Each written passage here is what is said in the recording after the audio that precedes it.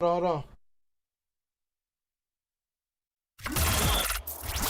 Sports' own Tom Mazaway and Sam Stick Day will be hosting our Lions postgame show after every Lions game all season long. Tune into the Woodward Sports YouTube channel for his hot off the press takes, game analysis, and Kool-Aid sipping celebrations. You won't want to miss it. Join Maz, Stick, and special guests each week immediately following every Lions game, exclusively on the WSN YouTube channel. The Lions are 10-4, baby! Got my victory donuts right here. Thank you very much, Spenmo Racks, for that. I mean, let's get into it. It's the post-game show live on the Woodward Sports Network. My name is Stick.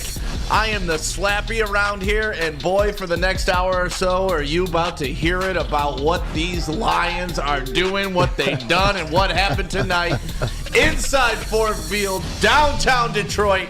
Foot was put to ass, and we got to witness it all. My man Anson on stage with us tonight. Tom Mazaway is not here this evening, but I know somewhere he's smiling.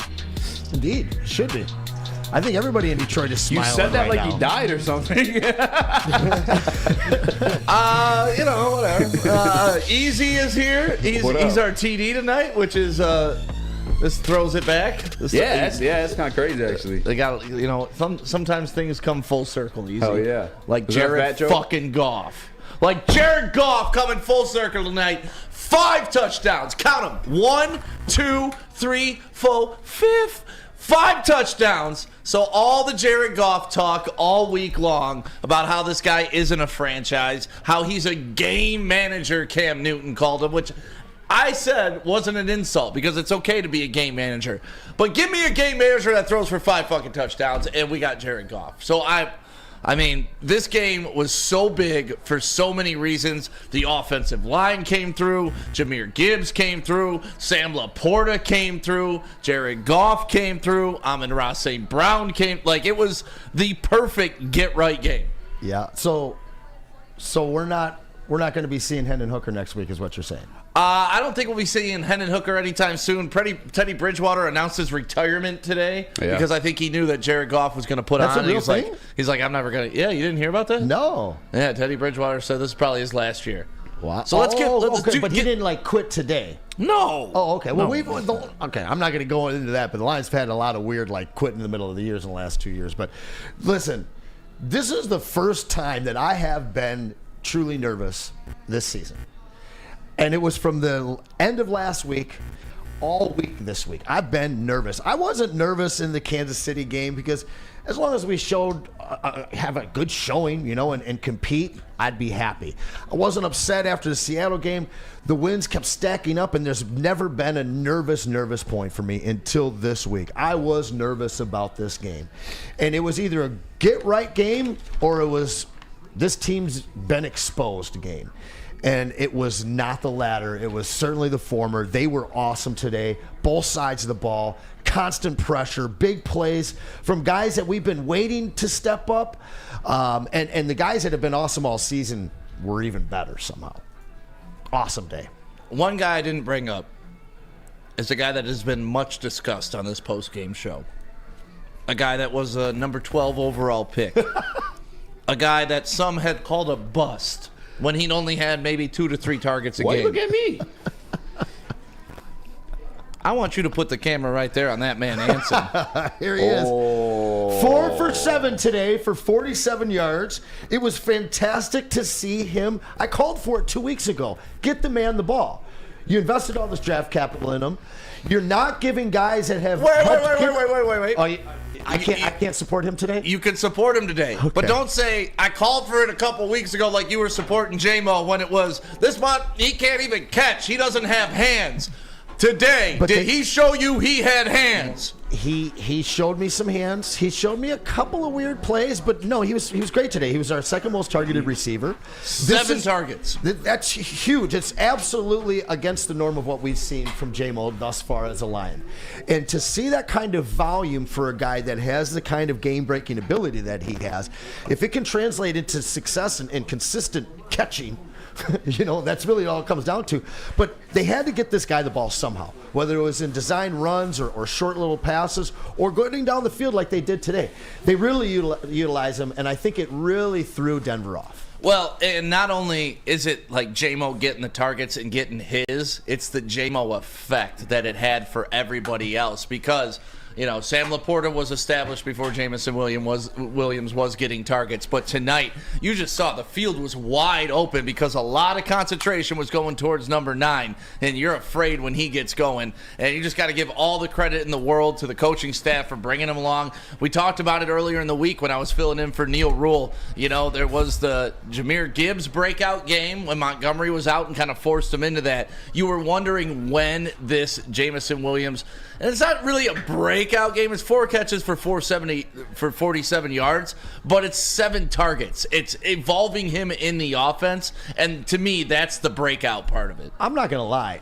It's more exciting for me to see the 7 targets and him to cash in on 4 of them than it would be for him to have 2 touchdowns on 2 catches for 16 yards. Yeah, so there's a lot of people that aren't in the chat tonight, and those people are the Goff haters, and those people are the J-Mo doubters. Not really seeing them in the chat right now. I mean, where are you? And that's the thing, like, people were panicking about this squad, right? They were panicking early in the week. And if they lost this game, it was going to be a pivotal moment. But this game, in this moment, there's so many layers to what this does for the team and the city of Detroit. Because the Lions had kind of shit the bed the 2 times they really could have won a big home game and had a big celebration downtown. Now you get it on a Saturday night. Yeah. You do it in this capacity, 42-17. Dan Campbell's former coach, you beat him up. Anzalone's former team. The offense gets right. Jared Goff throws for 5 touchdowns.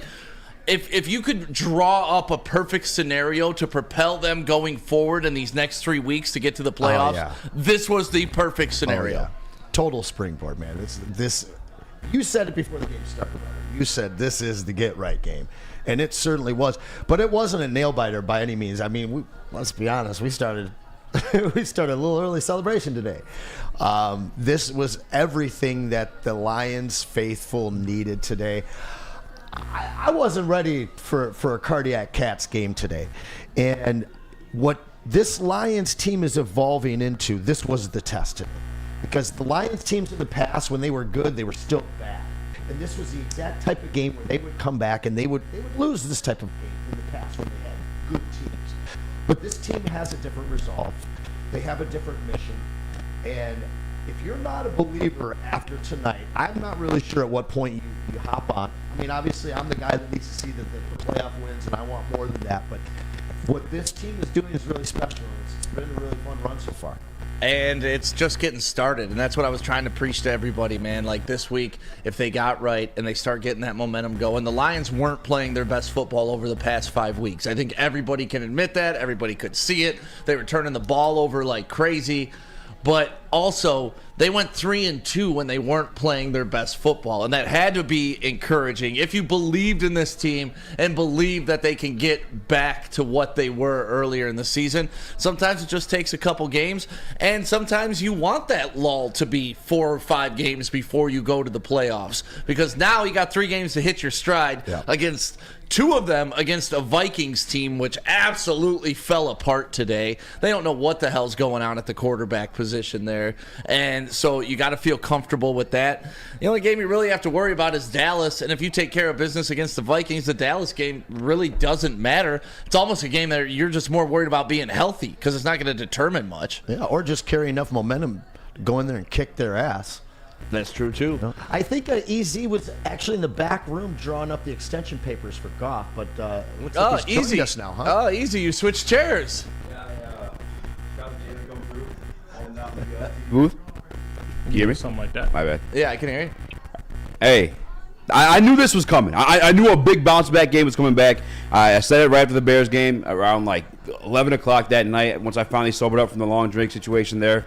The Detroit Lions have had every reason to whoop the Broncos' asses. You had the loss to the division opponent. You had the fact that Dan Campbell's former, I guess, mentor was heading into town. Like that was an embarrassing loss. They're indoors. Obviously, that's Jared Goff is better indoors. and it was the game they needed to win. They needed to whoop some ass, and they went out, and then they did that. And it's exactly what you wanted to see, exactly what I need to see. And although I don't think this Broncos team is like stellar by any means, it's still a team that's beating the Kansas City Chiefs. It's still a team that's beating the Bills. They're still a formidable team. This is still a respectable win for the Detroit Lions. And again, one they needed. A statement win, if you will. One, obviously it being like an ass whooping, but two, just after the situation they're going through. This is the type of game they needed to revive just not 100%. Faith in just the fan base, but themselves too. Yeah, and there's beating great teams, but there's also a high level of importance on handling your business against the middle of the league. And the Lions have absolutely done that all season. And if they can catch some fire, this is the time of the season that you need to do that. You catch some fire right now, it's a clean slate in the playoffs. There's no team in the NFL that the Lions can't play with if they play like they play today. If they win the turnover battle and they're able to get out and score points in the first quarter and the third quarter, this team can play with anybody. Now we're getting CJ back next week. I mean, it's tremendously exciting. Hey, look at this guy's sweater. He looks fantastic. Yeah, something's going on with that mic the past week. I don't have earphones, so I can't really. Anson, did you get this? Easy. How you feel about the game, man? Look, man, this is what we needed. And to be honest with you, like Jared Goff had that's actually, I will say this. Jared Goff had a way better game than I expected them to go out and have. Honestly, I thought they were going to run the share of the ball, in which they did, obviously, because everyone knew heading into this game the different Broncos had a bad run defense. So you expected, following all the turnovers and turmoil, that they were just going to run the ball. I think what they did, in a sense, is kind of just a middle finger to guys like me. A middle finger to like the guys kind of like because listen, one criticism I had of Jared Goff, and obviously almost anybody you watched the game enough. Overthrew J-Mo today. Overthrew J-Mo today. If you ever listen to like anybody break down Debatable. the game, he rarely throws outside the numbers. That's for you from everybody. I'll take everybody. it. Well, as long as it comes to W. But he was throwing outside the numbers. I mean, he did it all today. I expected him to go out there and just run the shit out of the football because they have two dominant running backs, and I love Jahmyr Gibbs, who looks just amazing, by the way. Like just truly special. This guy Jahmyr Gibbs is like, he doesn't even take a clean hit. I love Jahmyr Gibbs, but Jared Goff had a hell of a game, and it was a statement game by him, and I think that was intentional. I think Dan Cable knew he needed this game following the past couple of games he's had. Yeah, and against his mentor too. Yes, like that's the thing that keeps like when we were talking about it earlier in the week, just what this game meant in so many different ways. And I mean, let's talk about Sam Laporta doing things that no tight end has ever done in the history of football. No. And that's what things we were talking about with the Lions early on. Used to be when you watch a game, it'd be like, all right, this guy from the other team set some record because he'd never done it before, or this has never happened except for this game. Now the Lions are that team that's doing it to other people. Like, while the Broncos are watching that, they got to read Sam Laporta, first tight end ever to score 2 touchdowns and multiple, or whatever the hell the stat was. But Sam Laporta, over 700 yards, multiple 3-touchdown day today. And just got to look at Brad Holmes. Yeah. I mean, Brad Holmes went and got his guy. He traded away T.J. Hockenson, which everybody knows T.J. Hockenson, good tight end. I don't think no one here is denying that, but just not the right fit for the team. Yes. Just not the guy that needed to be here. So you're going to have to spend a ton of money on him. The Vikings spent a ton of money on T.J. Hockenson. You got Laporta for 4 years because he got him in the second round. I mean, just over a year ago, people in Detroit were just crying so bad over that trade, and just what a destructive thing it was going to be to this team and an offense that looked like it was about to grow. I mean, we got the best tight end in football right now. Travis Kelce's in Taylorland. He's not. You already know how well him and Matt Mahomes are playing firsthand. I mean, we have a guy that is squarely on pace to have the greatest tight end season for a rookie, both in yards, receptions, as well as touchdowns. I mean, it's insane the production that he's putting up. But then, especially for a first-year tight end. But there's running backs that you see coming in the league and have a great first year. But for Gibbs to be doing what he's doing, especially when you got guys like Easy and a lot of other Detroiters that were crying for Jalen Carter early in the season, these guys are silencing critic after critic, week after week, to the point where Easy is ready to re-sign Jared Goff. No. Yeah. I mean, I'm just reading the stats on the screen right now. Jared Goff has 12, 2 touchdowns, 0 interception games, the most in the NFL since 2022. The most in the NFL. He had a really good stretch last year. That was an amazing stretch he had last year. Yeah, man, amazing stretch to start the season, too. Yeah. And it says 70% completion percentage tonight, 63% completion percentage in weeks 11 through 14. But, I mean, let's be honest. They didn't turn the ball over, right? Yes. That is exactly what you have to do to continue to be a winning football team in the NFL. If you turn the ball over, you're never going to win football games. And they took care of it tonight. They did the right things. It just seemed like everything was clicking. And we really even haven't discussed the defense. Defense looked damn good too. They were great today. They looked at. They had a goal line stop. Iffy came out of nowhere, had several big plays. I could gush over that kid tonight. He was great. balling. He was everywhere. Really great. Everywhere. And Gardner Johnson's probably coming back. Yeah. So things are like the momentum's starting to pick up for this team. Yeah. Going into the playoffs at the right time, and this game set that tone. Was a Pascal sighting tonight too? Oh, man, a few. Yeah, tracked him down. He Yeah. was in there a few times. The emotional 180 of Detroiters and Lions fans right now from last week, it's wonderful. I mean, it's truly, truly wonderful. We got to touch a little bit more on the whole protege story here. At one point we saw Peyton really have a breakdown in the middle of this game and lose it on Russ. You guys talk about that. What do you think? Go ahead. This mic's fucked up. Okay. I apologize. Are you talking about Sean Payton's breakdown? Him freaking out? Loved it. Loved it. That's how you know you win the game. Especially, like, Sean Payton wanted to whoop Dan Campbell's ass. Like, don't get it mistaken. It's the same reason why if you have your best friend in fantasy, that's the guy you talk the most shit to. That's the guy you want to bury so you can just remind him of it every chance you get, because that's also the guy that is going to be able to take the most shit from you. You talk the most reckless to them. And Dan Campbell had that motivation in this team's head heading into this week. He said to the media, yeah, both him and Alex Anzalone, two guys who were under Sean Payton at one point, had said, yeah, he's going to come in here, he's going to want to hang 50 on us. That automatically put pressure on this Detroit Lions team to stop that from happening. On top of, like, again, coming off the Bears loss, having to prove themselves. But this is what this offense can be if you don't turn the ball over as often as they've been doing lately. Yeah, that's those points off the board for an offense like this. Now, obviously, Chicago, they just had a shit games all in general. Let's be real about that. That's kind of what the narrative is with Jared Goff in that type of weather. It is what it is. But that's why home field advantage was so pertinent for this team if they want to do something special in this playoffs. And they're going to get it.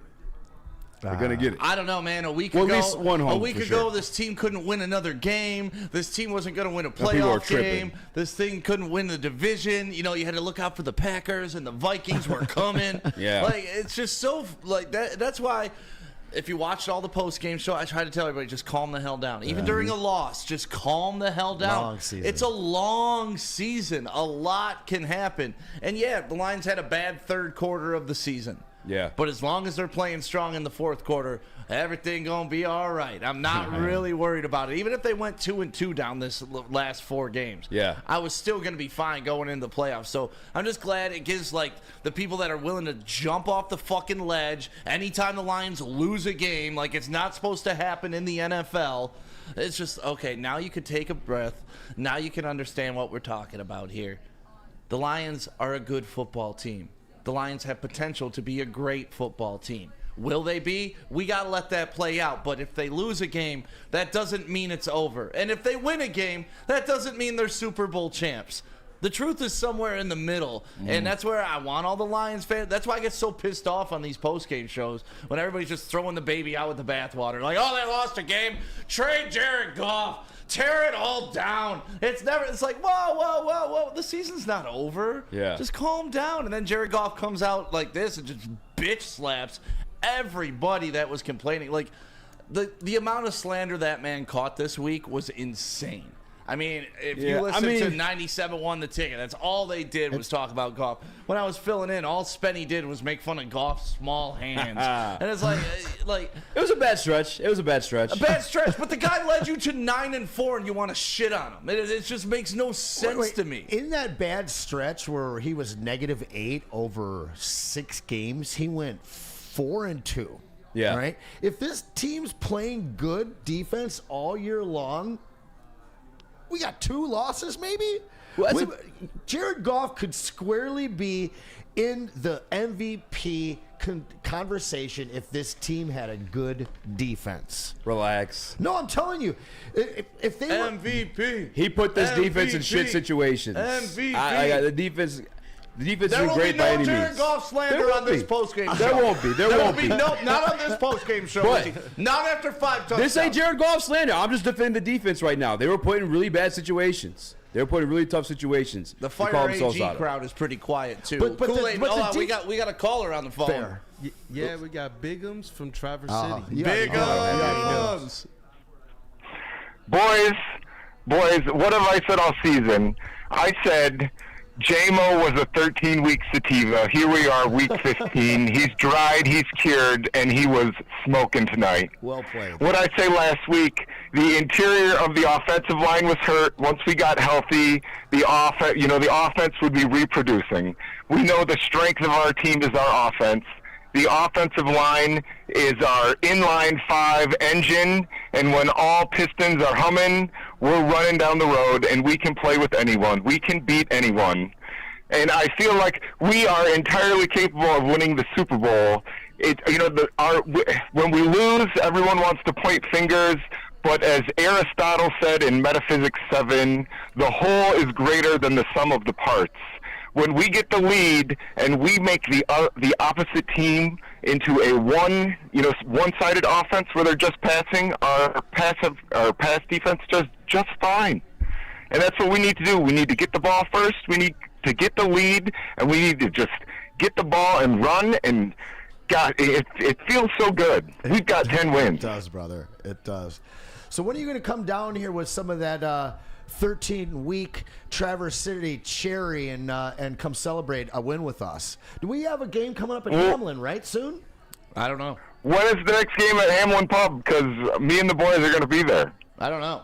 I don't know Well, when the we will next one find that out for you and everybody Don't put else me at on the home spot listening. like that. I'm over here celebrating Lions Well, victory. to be honest with you, we set this up earlier. We had chatted on Twitter, me and my new buddy Biggins. Hey, Biggins.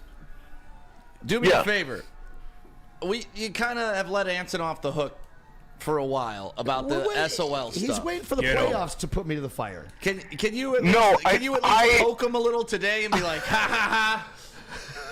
No, I because called this last week. what did I say? The team. We're not going to point fingers. We're not going to name names. We're not going to blame each other. We're going to win together. That's right, We're going to dude. celebrate I together. love that. This is about more than just one person. This is about the city of Detroit. This is about America. We make fun of places like San Francisco now, but San Francisco is what Detroit was 40 years ago. True. And we're on top now, and damn, it feels good. It does feel good. It does feel good. Thank you, Biggins, always for the call. If you guys No want to doubt. call in, No doubt. 313-552-6322. Booner, you did the Kool-Aid dance today. Dumped it all over yourself. Let's go, baby. 10 times this year you've been soaking wet. But what did you just text me? I love it every time. Right now, games have to be played out tomorrow, but currently, Jared Goff leads the NFL in passing yards, and he is second in passing touchdowns. I just did the math. That is Booner math, so if you guys want to check it, please do.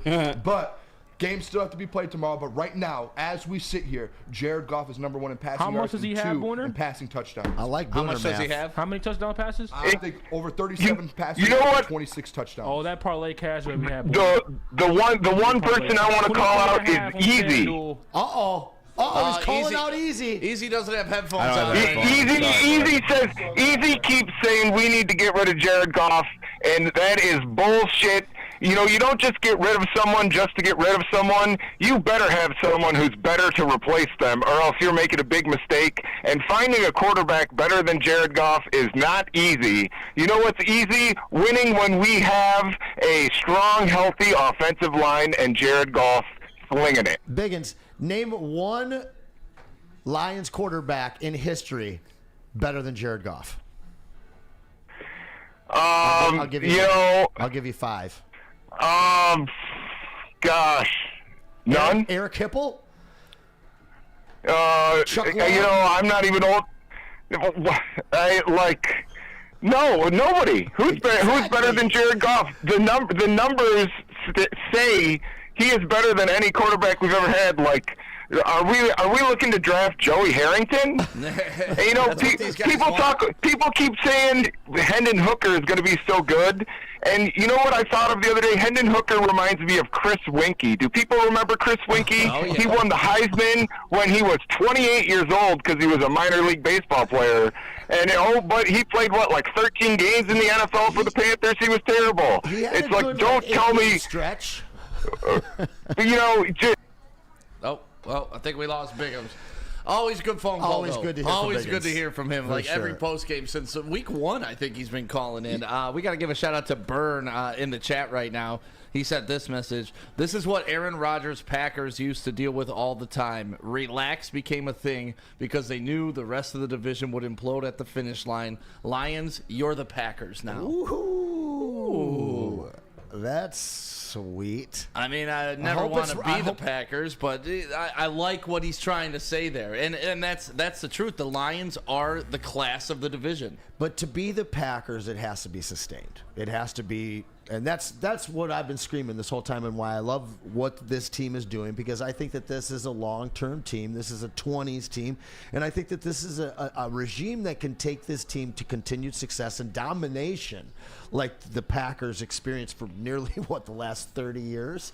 Seems like. It I guess would the be 90s nice. they weren't that great until they got Favre, but that's the dream, and that's the goal. If you're an NFC North team, is to be considered the Packers, and so it's got to be sustained. But at this point, not only are we not backing in, letting these guys lose these game, and okay, we got in, we won the division, but we put our foot down today. This is a game that we could have easily gone in and dinked around after we saw the fact the Vikings had lost today and said, okay, we got a cushion.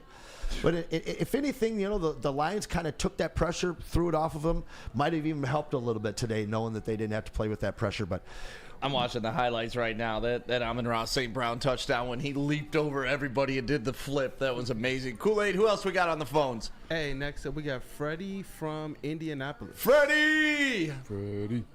How you doing, Freddie? What up, though, fellas? Hey, do you guys want to just get comfortable and relax for a little bit while I cook for a moment? Yeah, we'll let Freddie cook. fry it up, baby. Oh, man. Well, here's the thing. Isn't that a great feeling to shut people up? And how crazy is this?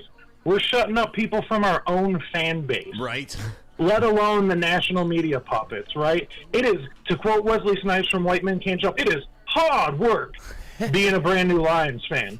It's hard work being a brand new Lions fan. It is True. exhausting.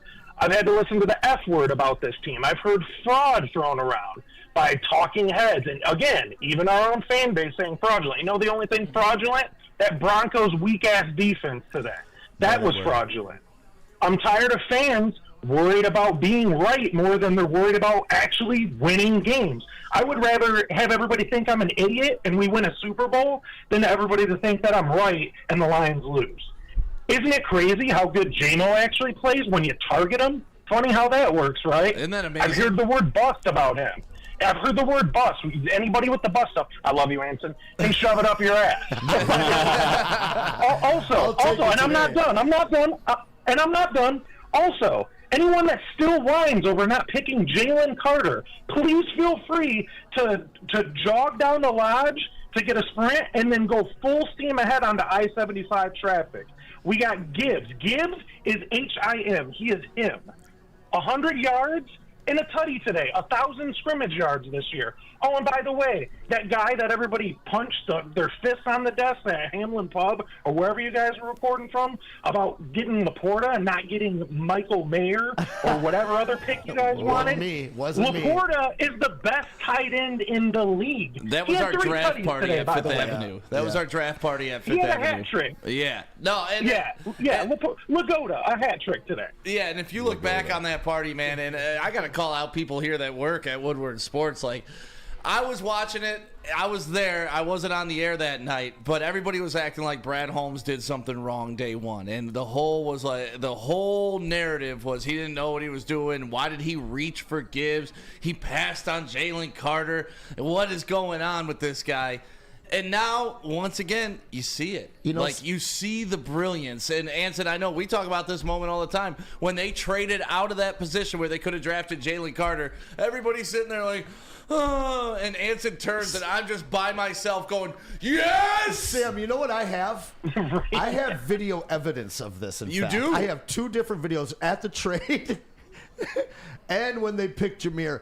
And I'm pretty sure that my man Easy's just in a puddle of cry. He's just covered in tears over there. Neil Rule's jaw was on the floor. Braylon left. Yeah, Braylon left to the Jack Campbell pick. Oh, man. But no, I mean, like, what team would trade Jalen Carter, or what team wouldn't trade Jalen Carter for this dynamic duo right now? For Gibbs and Laporta? Come on. Batman and Robin. I don't even know who Batman is and who Robin is because they're both fucking Batman. Here's the question. They're so good. They're both not Batman. Jalen Carter. What wouldn't you trade for these two right now? Amen, dude. Like, screw Jalen Carter. What's the value of these two together at this moment? Yeah, what could you, Easy, tell me, what could you get for these two right now on the open market? An open market?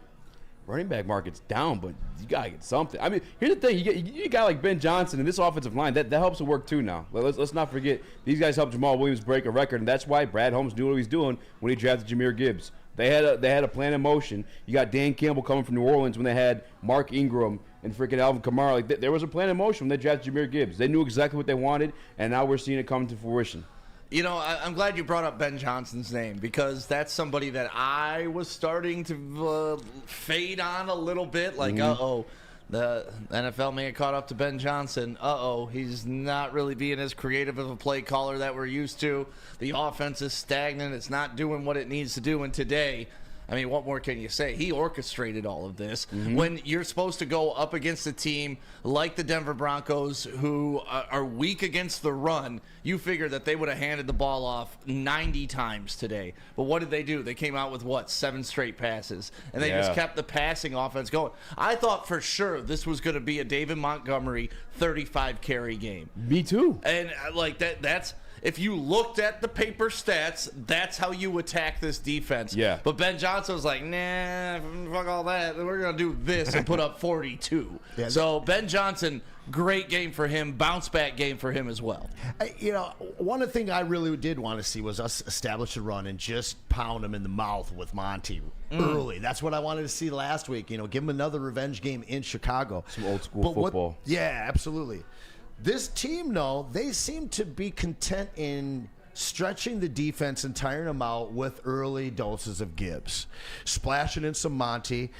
And it wouldn't seem like it, but Monty had 17 carries today to Gibbs only 11. Now, obviously, Gibbs was more effective, but Monty was put in a different role and expected and asked to do different things, and those were big in the second half when we had the lead. And that's why it's just so important for this team to not turn the ball over and to get out early. Because when that script is written, this team wins. Yeah. Everybody loves pounding them in the mouth. What do we got, Kool-Aid? Who we got on the phones? Look, we got Mike from North Carolina, man. He wants to talk about the line of scrimmage and a little bit of everything else. All right, what's up, Mike? How you feeling after this Lions win? What is up, guys? Shoot, man, these drinks are tasting good tonight, right? Yeah, yes, sir. I mean, yeah, they are. Saturday night football, what a wonderful thing. But you know what? I just want to touch on this. The games that we lost, guys, we got manhandled, just to throw it out there. It wasn't golf. It wasn't this or that. Up front, we were dominated. Today, we dominated. And it's really simple to me. It's the line of scrimmage, man. You can feel it. When you see those games when the Lions are rolling, it's because they're up front punching them in the mouth. Both sides of the ball today. Pascal shows up. We got the big man picking up the fumble and running down the field. I mean, that was fun. When you control that, the skill players look a lot better, don't they? That's what I want to say, really. And I think that gets missed. It's a salary cap game, man. We got to invest in that offensive and defensive line, and we'll be great for years. That's how you become the next Packers of the North. Yeah, and I think it speaks to the complementary football that this team has to play to win. The offensive line has to block to give Jared Goff the time that he needs to be the best quarterback that he can be. Because, all quarterbacks are bad when you put pressure on them. Jared Goff is probably worse than most when you put pressure on him because he doesn't have that mobility that is now prevalent with pretty much every quarterback in the NFL. So if the line blocks, Jared Goff has time, wide receivers are getting it's such a they all need to be doing their thing for this team to work. And the offense needs to be doing its thing for this team to win. We can never rely on the defense to win a game. The offense has to be clicking like it was, and that all starts with the offensive line, like you were saying. Did you see the holes that were opened up for Gibbs tonight? It was like, wow, man. Awesome. I mean, yeah, he's fast, he's skilled, but you know what? When you've got those kind of lanes, and that's the game. So, looking at the today and forward thinking, it's a salary cap game. Goff's fine. He can get a contract, but not at 50, man. You just can't do it. And Goff should recognize that. Hey, you want to be successful? Guess what? We're going to have to invest in this offensive line. We got to re-sign Sewell. Hey, maybe we get Jonas. We got to sign him. We got to draft him. We got to control that line of scrimmage, and you're going to play great. But it's a money game too, right? Yeah. Yeah. No, appreciate the call. Thank you so much. The phone number is 313-552-6322. Lions sitting 10-4 right now. Feels so good to have a blowout victory, like a game. We were just bullshitting at the end of the game, like, oh my god, we got to start the post game show. Like, oh, whoa, this game's over now. Watching freaking UFC on the side. Yeah, we're watching UFC on Easy's phone. So yeah, it's fun to have one of these victories, and just the scene downtown right now. 65,000 people walking outside of Ford Field, happy as hell. It's Saturday night. It's not freaking freezing outside. The bars are packed. I think State was playing down there at LCA today. Oh yeah, they whooped some ass too. There was just a lot going on in Detroit, and these are the moments that the whole city's been waiting for, man. And nationally televised flex game. You shit the bed on Thanksgiving when everybody's like, "Oh, well, the Lions are finally good this year." Then, well, of course they're not. 3-1 on primetime though. Hey, I'll take it. But this game was super important. Kool-Aid, who else we got? Hey, we got Oren from Ohio. All right, Ohio. We won't hold that against you. What's going on, Oren? What's up, fellas? What up, dog? Oh, no. I'm just living down here, but I'm born and raised in Michigan, baby. All right. We hear it. What's her name? Why'd you move down there?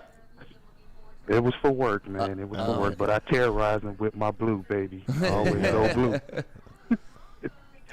They hate me because I terrorize them with my Michigan, baby. That's the year I got to represent down here. That's the year. So how you feeling? I'm feeling great, man. This Lions team, I'm glad to see that they're doing well. The one thing that I feel like with the Lions, man, they got to work with that connection with Jared Goff and Jamison Williams. You hear a lot in practice that Bridgewater is working with him. It got to be Goff, man, because it's a lot of short passes or overthrown passes. On two of those passes, man, when he's going deep to him, he's not connecting with him. They got to do some work in practice on it, and I guarantee you it'll be better. But and one thing, man, I'm just glad to know, and if you look at their record, after every loss, they come back with a win. That's right. So, one thing I wanted to ask y'all, earlier in the season, they was talking about the Lions had a weak schedule. So, right now, they beat a team over 500. It seemed like their schedule is not weak anymore. Their last 3 games are going to be tough games. So, they pretty much up there with San Francisco and Philly and Dallas. Do y'all feel like that their schedule is now tougher with the last few games? I think we had anxiety over the last few games, which made them seem tougher than they actually were. But this is a formidable win. Like this is a respectable one. Like I know the Broncos aren't like a glory team or a team that's for sure gonna make the playoffs, but they're respectable. They can get you if you sleep on them. So I'll cash this one in as a respectable win for sure. I think one of the biggest worries for Lions fans was the fact that we were playing the Vikings twice. And they were on a hot streak. They won, 3 games in a row there for a while? Sure, but looking at this 3-game schedule here, it's all about one game. It's all about Dallas. Because if we can hold serve and win that game, we can pull into the number 2 seed in the NFC. We own our own destiny at this point, So I'm not too worried about Minnesota, but at the same point, the NFC North it's a really old division, man. These are old rivalries, so you can't just say that we're going to win that game. So it's a difficult schedule. We're not playing Carolina, but it's all about Dallas. That's the last barometer game on the regular season slate, in my opinion. Yeah, to me, the Dallas game doesn't matter. Now after they did what they did today, the Dallas game is what it is. I would rather go into that game and maybe it's a prove it game, but it means nothing in the scheme of things. They've got to go into Dallas and they've got to stay in that game. It can't look like the Baltimore game. Right? You don't want to see them go in there and play like they played in Baltimore, right? It all depends. Are they starting everybody? I don't know. I'm not too worried about that Dallas game anymore. If they take care of business next week against Minnesota and lock up pretty much their position, lock up home field advantage in one playoff game, and lock up the NFC North, the last two games to me are just kind of, they are what they are. There's no motivation behind there. F that. I'm greedy. We are a game out. We are a game out. Of what? Second? No, from winning the NFC. I mean, the 49ers could lose. Please. We beat the Cowboys. I know it probably won't happen. Just gotta wait. But it could happen. I mean, if the 49ers dump 3 games in a row to unspectacular teams, we've seen our own squad go in and lose to the Bears. Weird things could happen. Doubt it. And if we could, it's a big doubt. But if we can easily beat the Vikings twice. Yes. So that game in Dallas to me is a lot more. It's a lot bigger than you're giving it credit, I think. At the beginning of the season, wasn't it win the division, get a home playoff game? Well, we're past that, bro. Come on. No, we're raising the bar. How crazy that we are. Wait, Mr. Same Old Lions, we're raising the bar. No, listen. If we are raising the bar as fans and supporters of this team, okay, we talked about it. Is this the brand new Lions, Anson? Yeah. Why would we be raising? They got a whole new goal. Something a brand new goal. If we are, it's important as Lions fans to hold this team to a standard. The moment is when we get to the Super Bowl. Is this the brand new Lions? The easiest route to get to the Super Bowl is having 2 fucking games in the playoffs at Ford Mother effing Field, the safe house. Yeah, but would we even be discussing this with the old Lions? Is this the brand new Lions, Anson? Now all of a sudden you're rolling out brand new goals. It must be a different team. We talked about this in '92 as well. And then we got housed by Dallas because we didn't have home field. Okay? I was around then. I know y'all weren't. But now this is what I'm talking about. I'm talking about putting to death, putting to rest the SOL. All right? And the new look Lions, we can't be looking at these 3 games like, oh, we don't have to win them. We don't have to win them because we can back in because we clinched not kinda backing today. in. No, if we're not. They I'm beat not Minnesota backing in. next week. How are you going to poo-poo the Dallas Cowboys, bro? Backing No, in we're not is poo-pooing it. backing It's in not is backing not in. beating Minnesota next week, clinching your division, and clinching a home playoff game. That's not backing in. And then it's achieving your goal and understanding that the 2 remaining regular season games are obstacles to get to where you really want to be that you're already in. So it's more important to stay healthy. It's more important to maybe practice some things and get sharp during those games. Like throwing the ball to J-Mo? It may be. Maybe that's the game you target J-Mo 12 times just to get him and Goff on the same page. But it's more important to win next week, secure everything that we've all agreed on is what the Lions must do. We're assuming but now that, though, I thought. Now all of a sudden, that's not good enough. No, listen. No, you don't get to reframe it like that. We were talking about these last 3 games. You're like, I don't care about Dallas. No, we can go I to don't. lose. I don't care. I don't. I get that now, but at this point, I'll take 2 wins against Minnesota over 1 against Dallas. This division is want the pretty Dallas much one. it's assumed, right? It's easy. We're winning the division, right? Yes. So how do you feel about going into Dallas? Who cares? You want to let Maz come in here and talk about Michael Parsons giving it to Goff and putting him on his ass all day long? Would you rather beat Dallas in the regular season or the playoffs? Playoffs. Then who gives a shit? Well, But it's still like a barometer. What are we talking about then? This is what the We're Dallas talking game about is the for me. barometer I'll game. say it That's from what I my said. perspective. Thank you. I'd rather have the Dallas win because then I know this team could beat a team above 500 instead of wondering if they can going into the playoffs. They just did. Yeah, All right, that's good. The Broncos aren't going to finish above 500. What would you rather do? Sweep The the Broncos Vikings are and gonna- lose to Dallas, or split with the Vikings and beat Dallas? Beat Dallas. Thank you. Amen. That's all I'm saying. Listen, because there's no anxiety going into the playoffs at that point. You know you can play. perform. Absolutely. There's no question I'll about take it. the 100. playoff win. I'm with Stick. Oh, No. shit. We're taking playoff win, but we're saying like, would you rather beat Dallas or just the 2 Minnesota victories? I'd rather beat Dallas. I'd rather lose 1 to Minnesota and get Dallas in the deal. Oh, no. You'd rather lose to Dallas and beat. Well, I mean, Think about it this way: every team these guys face that are going to finish above 500, they've lost to outside the Kansas City Chiefs, who didn't play with Travis Kelce, who didn't play with Chris Jones. We have no definitive proof that we can go out there against the teams like the Ravens, like these winning teams, and do it. Especially if they go out and you lose to Dallas, and then you go out and beat Kansas City. I just told you without Chris Jones and Travis Kelce. Cowboy win puts the league on notice. It's not the same. Right as we I would feel better as a Detroit Lions. I would have no anxiety. Too much into this Cowboys game. No, we're not. It's a measuring stick. It's a measuring stick. Stick. They haven't beat anybody above 500. I think if they can go in there and stay within a field goal and lose or win that game, it does wonders for this young team's confidence going to the playoffs.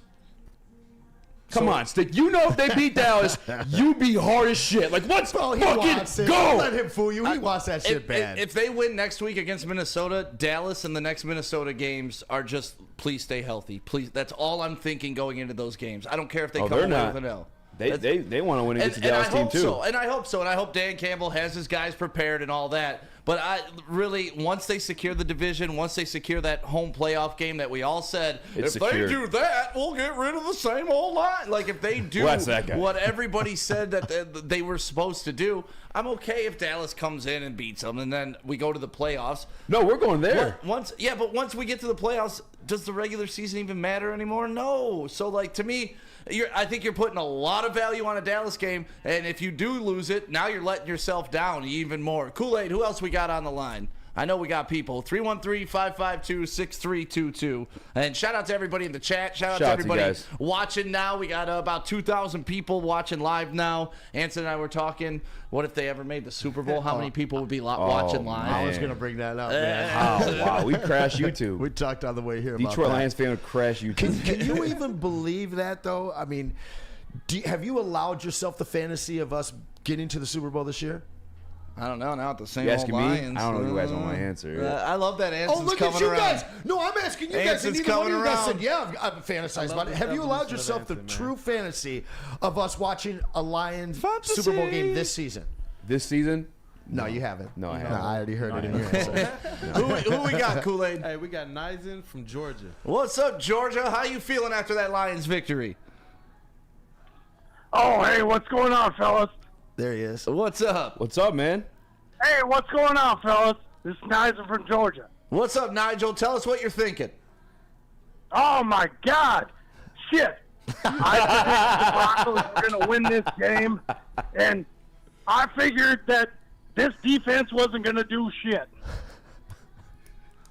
Thank God this defense did something. They did. Because I wouldn't have picked this. They wouldn't have won, like, the next 3 weeks.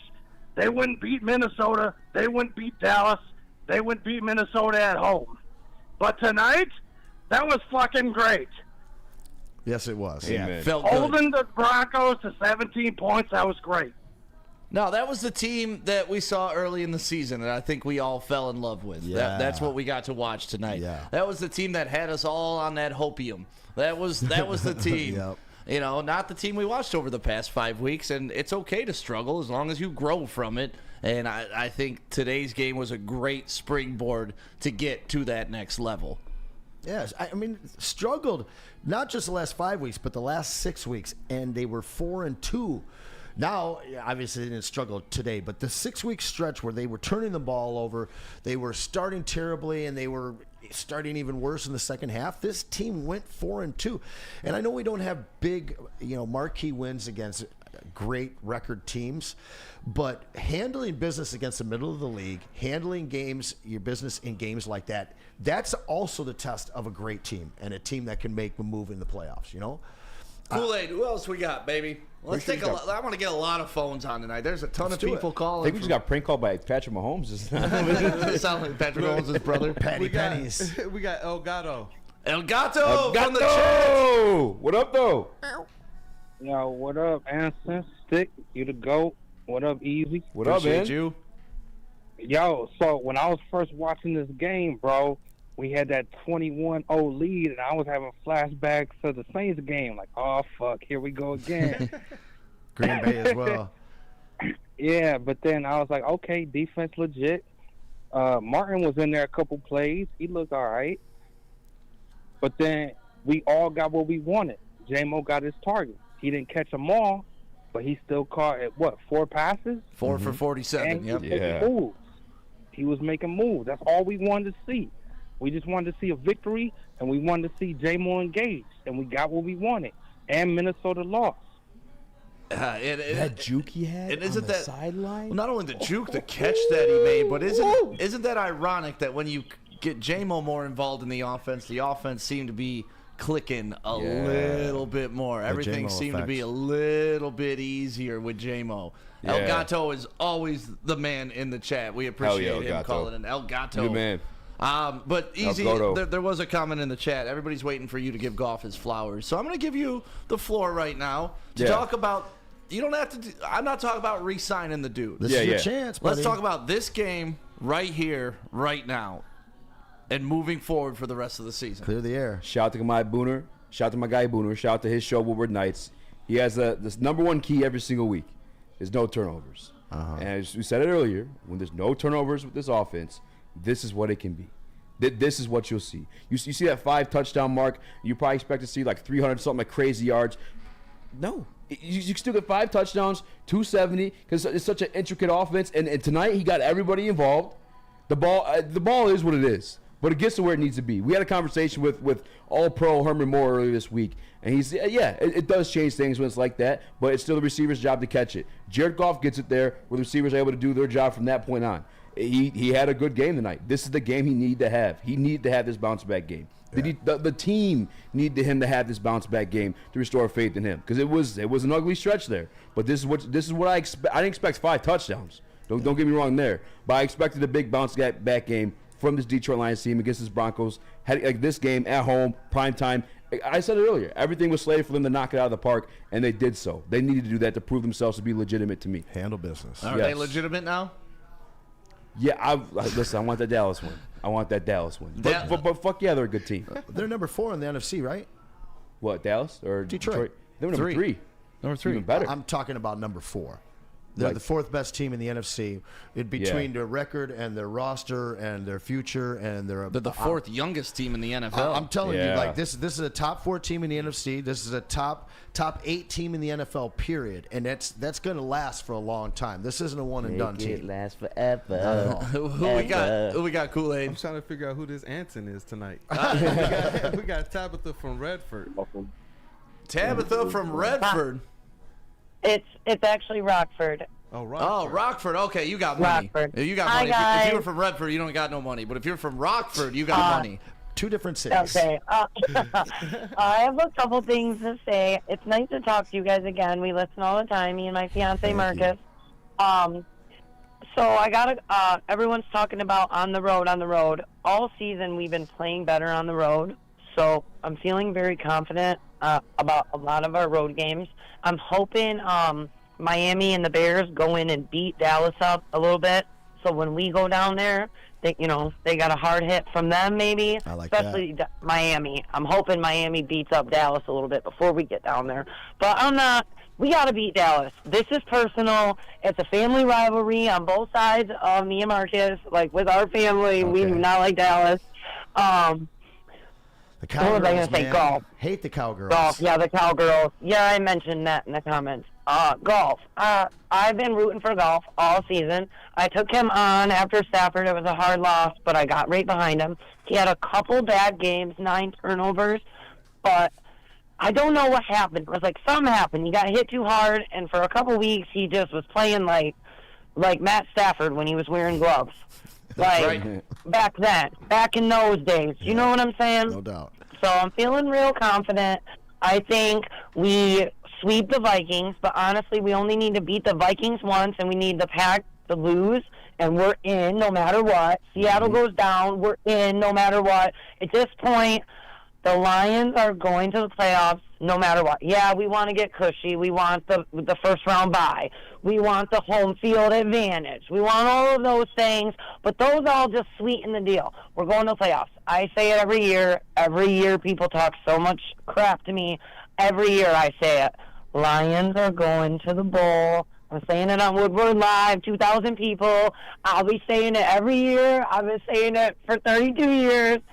I know we got to do a lot of things. I know we got to clean things up. I know, the 49ers got to lose. They got to get beat up by the Ravens. Like, a lot of things got to happen. But at the end of the day, Lions are not going down like we did with the fictitious fake mask, and we lost in the first round. And then what happened?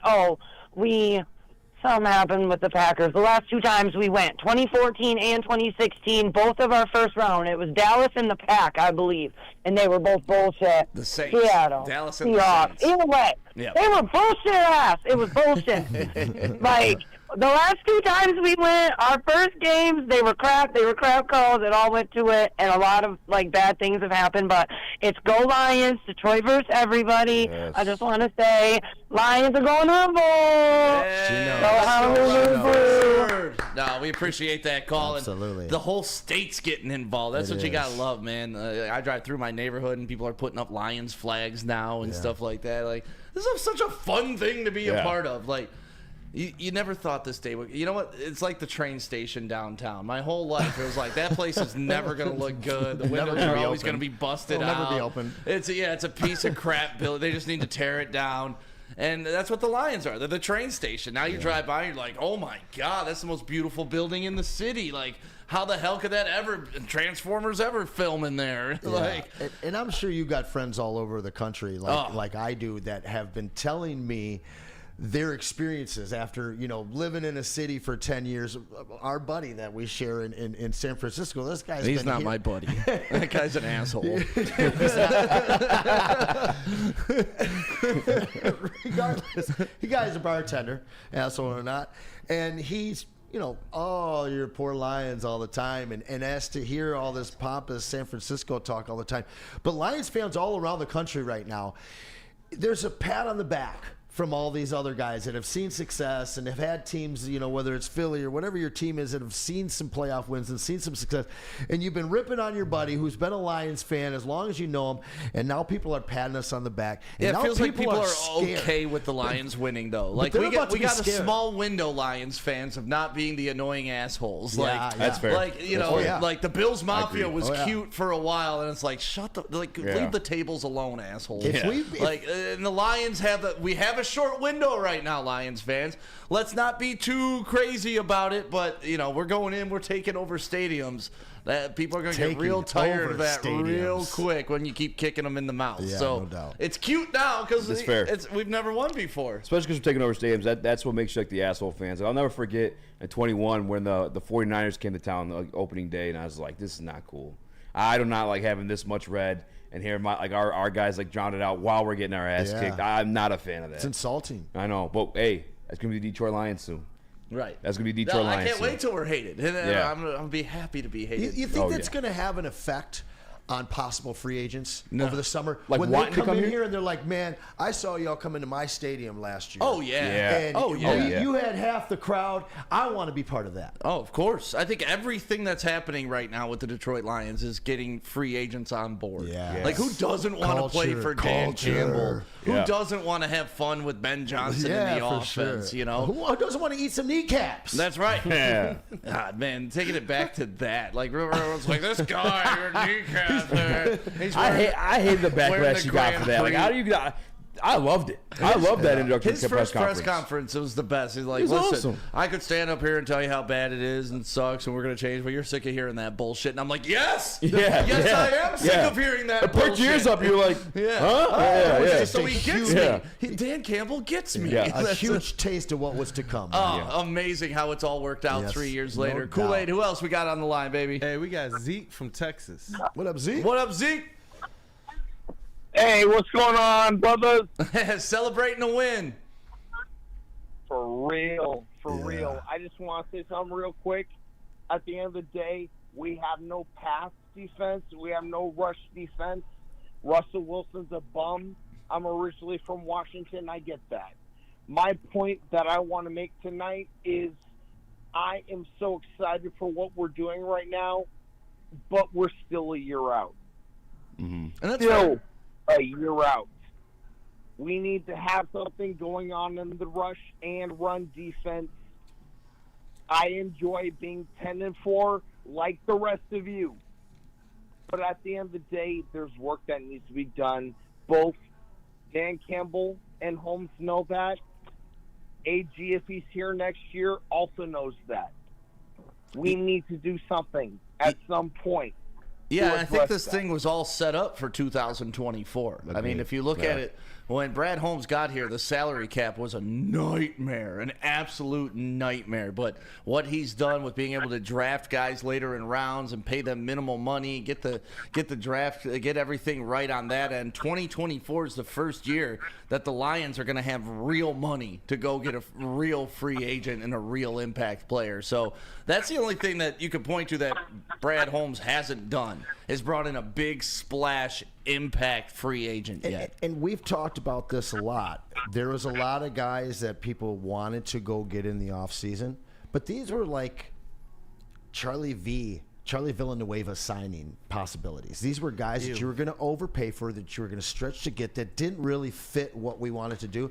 Plus, coming into the season, there were too many holes to fill, and they filled a lot of them, don't get me wrong. Yeah. But this off-season, we're like gonna a whorehouse on 8 Mile, boys. Yeah. Too many holes to fill. They're going to have a defined understanding of what we really need in this off-season.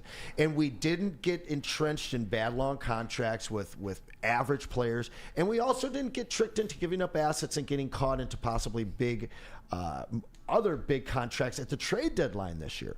So it really gives us unhandcuffed hands and assets to be able to go in and just address the small needs that we have, instead of making mistakes that we were prone to make this preseason without really knowing who this team was. I think they're going to have to execute in the draft now, too. Oh yeah, they're good. definitely got to execute in the draft now. I ain't worried about that. I know we're talking about like the money we're going to have, but a lot of people are forgetting. We don't know what the solution to the golf thing is. We don't know if he's coming back, what that price is going to be at. Amon-Ra St. Brown's a 4th-round pick going to his 4th year. He's probably going to hold out for a contract, too. Watch he's performing at top 10 level. That's going to be a big money one, too. I don't think we're going to be able to play in free agency the way a lot of Detroit Lions fans think we are, meaning we got to execute in this draft. And guys that, I mean, like Brad Holmes done, are able to hit the ground running. Yeah. Well, the draft is going to be here in Detroit. Yeah, baby. I can't wait, man. On Woodward Avenue, yes, sir. in Campus Martius, Brad Holmes and company are going to be drafting some key players for the Detroit Lions, Yes, and we are sir. going to be throwing some hella parties that weekend. I think Pat McAfee owes us a visit that weekend, right? Pat does owe us a visit. Thank you, Aaron Rodgers, for sucking balls like you always do. That's right. Kool-Aid, who we got? Hey, we got Tyler from Clarkston. Tyler Clarkston, what's going on? Hey, what's going on, boys? This is it, man. Sitting in the studio at Hey, 12:25 with the phone lines packed. Awesome. You know, I've changed my opinion on a lot of situations with everyone, talking about everything. But first thing I'll say about it, man, it's been 10 years, man. It's been 10 years since we've seen Dallas in the playoffs. And, man, I when you guys were talking about Dallas, man, there's just one game I want to win, man. It's against Dallas in their own stadium, man. They're playing amazing at home. The Eagles lost. Dude, they're the team to beat right now. They're the team to beat, and it's one of those situations where, like, if we can go in there and we can beat them in their own stadium, man. Amen. I'm telling you right now, I would take 2 losses to the Vikings, and I will take a Dallas win all day over that, because I tell you what, that 2014 loss in the playoffs, Eric Ebron, no pass interference, man, that hurt my soul, man. I'm 28 years old. I'm sorry, my bad. No, but man, see, that this is hurt my where soul, man. I get it, and I want my revenge too, in this day or the next, But like you'd rather Maximus. have it in the playoffs. But I'd much rather have it in the playoffs, and I'm not going to get too geeked up over a regular season game once home field advantage is clinched. I got to be honest with you. I'm feeling really old right now, but when he said it had been 10 years, Easy was like, has it really? I'm like, Yeah. no, it felt like 20 years It's ago been that 10 we years, lost man. that game. No, That's it feels crazy. like It's been way 10 longer years. ago that we were in that game with them. But no, we got a lot to pay the Cowboys back with. And it's not just in week 17. It's not just in these playoffs. It's for the rest of this decade. I have not touched that thing. It is insane that it's been 10 years. And look, we're not necessarily guaranteed to play Seattle in the playoffs. Obviously, you'd love to have any playoff win. I don't care who's it against. I haven't seen one my entire life. I haven't got to witness it like as a football fan. I don't care who that one's against, but I'm with you. I think that's just a measuring mark. I want to be the team that's going to go into the playoffs this year. That's where I'm at. I guess to get a feel of like where we are and what we are. Okay, but let's play this scenario. They lose to the Cowboys. Now what? You guys like what does that change going into the playoffs? Everyone's gonna start crying. And I hope we see him again.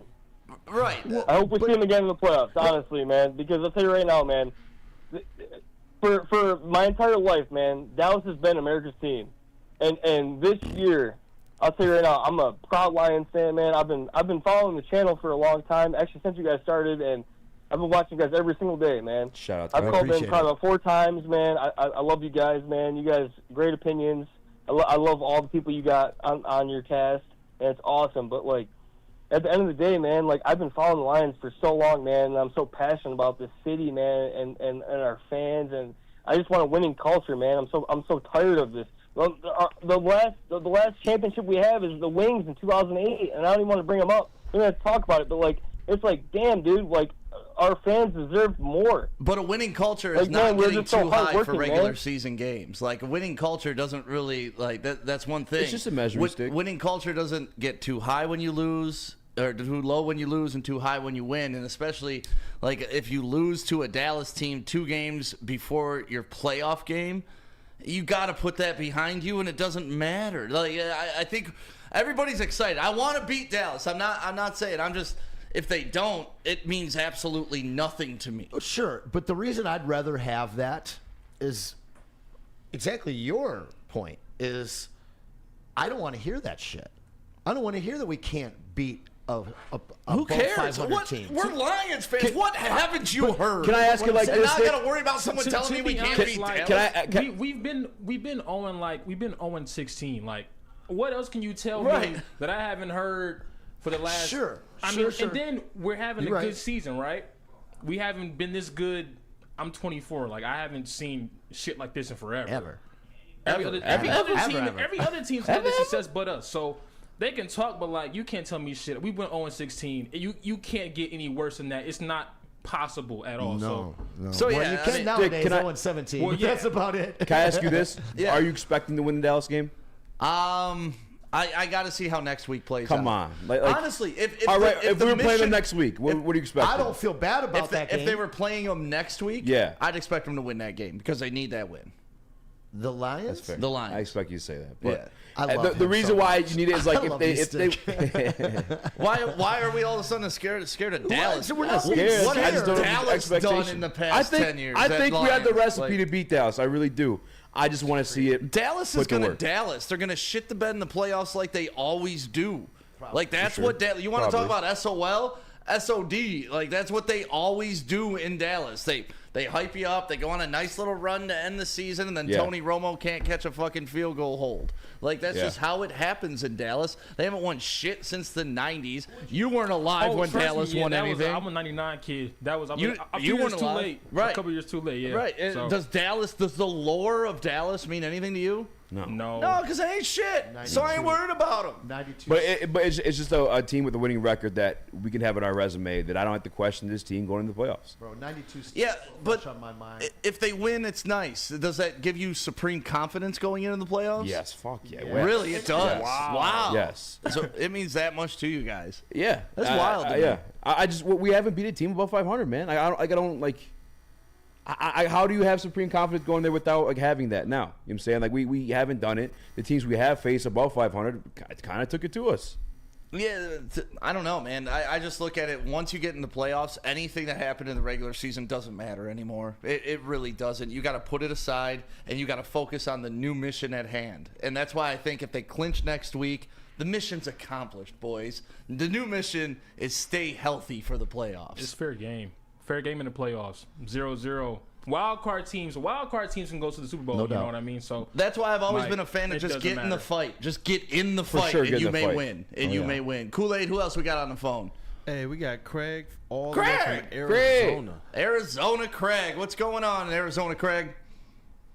Hey, how you steal about some that boxes? was a stomp down and a half? How about that? What'd you say? Woo! That was a stomp down and a half, wasn't it? No, It was, sir. man. It Felt was good. badly needed. Felt good.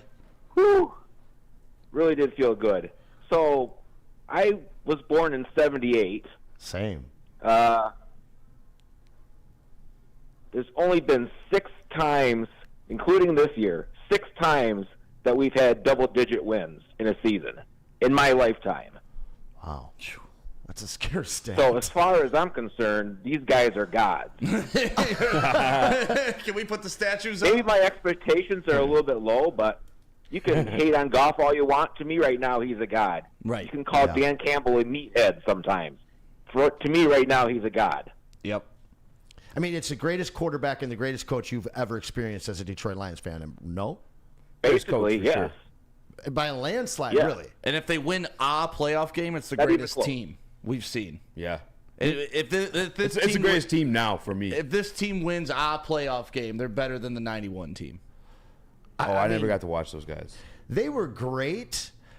I mean, this team's not as complete as that team, but they can be. Can I tell you something? They can be next year, absolutely. We're blessed to have Herman Moore on the show every week on Mondays, sometimes Tuesdays. Keep plugging your show fucking easy. Yeah, 5 to 7, well, Monday through Friday. Well, I'm just saying. I asked him point blank, who wins? You know, your squad or Dan Campbell's? Right. He said Dan Campbell's. Really? Yeah, he said this team's more complete.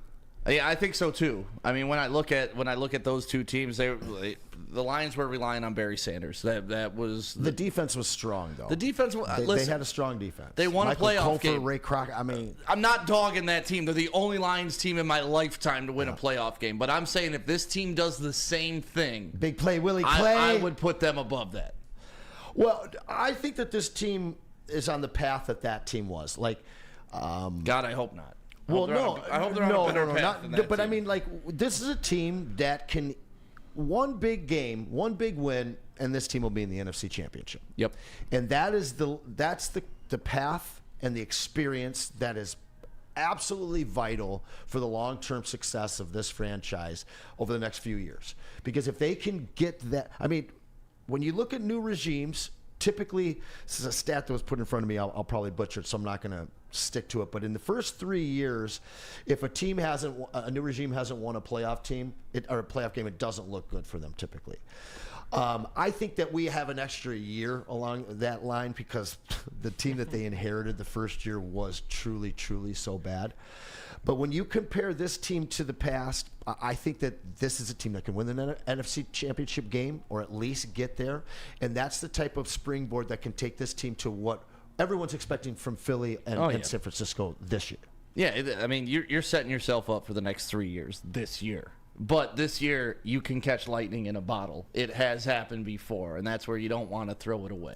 The defense, to get what we need from them for 3 full games against the best teams in the NFL, that's my biggest concern. If Houston comes back and looks like last year's Houston, and CJ, then I'll start feeling the way you feel. I'll get on some slappy shit because then things change for me, bro. Like that kid. Hey, you know what? He's a demon rushing the quarterback. I keep telling people all this through this whole process. Like, I'm just enjoying the shit out of it. Yeah. People are calling me a slappy, and it's like, That's you know what? man. I'm okay with it because I've loved this team when they sucked. Yeah. Like I've rooted for them when they were awful. I've had to defend them my entire life. It's just been an embarrassment. So if I got to be a slappy when they're 10-4. Fuck yes. Yeah. I'm going to be a slappy till everybody's pissed off about hearing how good this team is. This is something we haven't seen in over 60 years. Something I haven't seen in my lifetime. Most of our daddies haven't seen in their lifetime. Yeah. And it's just absolutely insane to me. And that's why I just get so offended when anybody's talking trash about the best looking girl we've ever had. Like, listen, she may not be great, but she's the best we've had. So, chill. Back off my girl. The Lions are 10-4. You can't take that away from us at any point in time. We're gonna have a whole playoff game. You're gonna have a whole playoff game. Like, that's why. That's crazy, That's why I've just been man. trying to tell people, just enjoy it. When they lose, enjoy it. Like, it's okay to take a loss. No one's going undefeated. Understand it's gonna happen. But when they win, booner yourself in that shit. Just all of it. Bathe in it. That's exactly what you shit. want to do with this. And I hope every single Lions fan is enjoying the hell out of this. Even if they lose after they win one playoff game. Yeah. It's a great season. Something we've If never they win a experienced. playoff game, I'll run naked for a week. Yeah. And if they till my feet bleed. And if they don't? And if they don't, If they don't, and we still have a home playoff game, I'm fine with it. If they man. don't, I'm going to be heartbroken, but I'm still not going to look back on this season season as that was a shit team. You can't. I'm with you on can't that. look at it as a failure of a season either if they win the division and have a home playoff game. It's just something we haven't experienced in so damn long. But nobody can put SOL to bed if they don't win a playoff game. No, I'm not talking about me or whether it is the truth or not. I'm talking about that would be. We had a moment. We had a moment. Hey, we got to keep a squirt bottle. What's the conversation? What's the conversation? All right, I'll let you be. Oh, man. I'll let it be. Who else we got, Kool-Aid? Y'all see that T. Higgins touchdown in there or what? 2 of them, didn't he? The one, though, with the scoop. Oh, that was Calvin-esque. Fresh. It was gross. That was sick. Big presence. That was filthy. Who we got on the Who we phones got, here? Kool-Aid? Nick from Ferndale. What's up, Nick from Ferndale? You're right down the street. Roll on up, man. Fabulous. Hey, how you doing? Good. What up, Nick? Hey, it's Nick from Ferndale. Hey, I feel like the coordinators just did an amazing job this game. Yep. Like Aaron Glenn just dialed up some blitzes that were just like disguised, hidden blitzes that Melifonte had a great game, but they were just sacking the quarterback with these blitzes that I was just hoping for so long. Like, that's how you get a guy like Russell Wilson to, not off his game. Yeah, no, I thought those blitz packages were needed. Much needed. Yeah, it was pressure all day long. Oh, yeah. Aaron Glenn dialed it up that game. Like, I want to see that from him. Yeah, I feel all like the rest Iffy of the opened that game. up for him a little bit there. Like, the way he was using Iffy, I just feel like he never tried doing that with Tracy Walker. I even hit our group chat today, Boone Cavales, for as like I was watching the Bengals and they had a couple like delayed blitz with Mike Hilton, and I was like, you know what? As much as I defend the Glenn, I've never seen him draw anything up like that. I haven't seen any like those creative like blitzes you see that the New York uses or like the Ravens use. But today you saw some of that, and it worked. I mean, literally one caused a fumble, and turnovers are the key to winning games. And like it's just. I just for some and I've been saying this too for Aaron Glenn. I just feel like he is kind of restricted with like the roster he has on that side of the ball. But if they were waiting for Iffy to get healthy because of that hand injury he had, he moved over from the cornerback to the safety position. So not only that, but he's also like learning position while he just couldn't stay healthy there for a minute. But once he got a piece that he wanted, he brought us something. He cooked something up with it. Oh, what I liked about the blitzes, they were majority up the middle. Mhm. And where the Lions have gotten in trouble this year is they brought blitz from the edge, giving people room to step up or create pockets. When you go up the middle, the quarterback's forced to go back and out, and it buys you some more time. So I felt like they were from all over the place today. Yeah, I kept that's seeing what we've Anzalone up the middle, and like that's where the pressure was coming from, at least from what I saw. But you hit the nail on the head. In the past, all we've seen is guys from the edge trying to get that pressure. Right. And if it doesn't get home, it causes a problem. They didn't know where the pressure was coming from today. I don't know who this guy is. Somebody shed some light on Kendall Vildor. Oh, he went to Slytherin. No, dude, he's a stud, man. I guess He did. He had some great plays in here. They sent him on a couple of blitzes. There was just a lot of different packages today. And, all I heard all week long was Goff's not good enough. Johnson's overrated, and fire AG. And all three of those guys really responded today. And we've heard J-Mo's a bust. I mean, some people just have bad opinions. Well, you got to give him the ball. J-Mo, that juke was so filthy. The one catch he had holding on to it. I'm just glad his leg was okay after that catch. Yeah. But my goodness. Thank you guys for being a part of the post-game show today. Make sure you like, subscribe. Make sure you follow all of us on social media. I'm Stick Radio on everything. Just give us a shout. 10 wins, baby. 10 wins. Count them. 10 wins. Does Dan Campbell pull out the $10 bill like he did after they got 5 and pulled the $5 bill? Hey. Like the dumbest old man joke ever. That was awful. Hey, we got 5. We got 5, guys. Everyone's staring. Is he being real? $10 bill. We got 10. There we go. Love it. There's the future right there. I can't see it, Rob. You can't see that? Is that Rodman?